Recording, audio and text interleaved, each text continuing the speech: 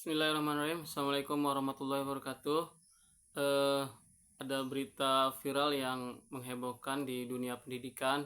630 siswa mogok sekolah lantaran mendukung temannya atau rekannya karena kedapati ditampar oleh kepala sekolahnya karena kepala sekolah ini ingin memberi pelajaran atau pengajaran atau kedisiplinan kepada anak. Ini merupakan sebuah berita yang amat ini ya miris gitu, khususnya di dunia pendidikan. Saya dulu punya pengalaman ketika punya adik waktu SMP. Adik saya ini sudah meninggal. Jadi waktu SMP ini adik saya kedapatan merokok di lingkungan sekolah dan ternyata diberikan atau hukuman atau interogasi di sekitar ruang guru.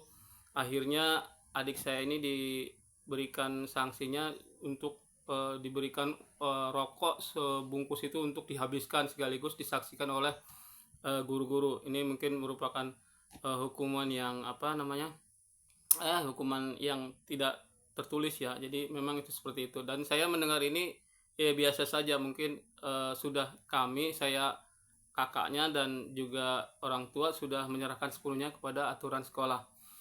Dan ini merupakan khususnya di dunia pendidikan ini harus diterapkan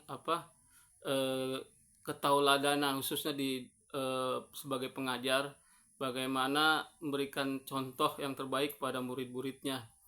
Karena memang Rasulullah sendiri khususnya dalam mendidik anak, ketika mencontohkan mendidik sholat, beliau itu menerapkan reward and punish, jadi memberikan penghargaan dan juga hukuman. Ketika anak ini berusia 7 tahun, ketika belum mau sholat, maka hukumannya adalah dipecut di kakinya, sekitar kaki. Jadi memang ini sudah menjadi penegakan kedisiplinan dicontohkan Rasul Muhammad SAW.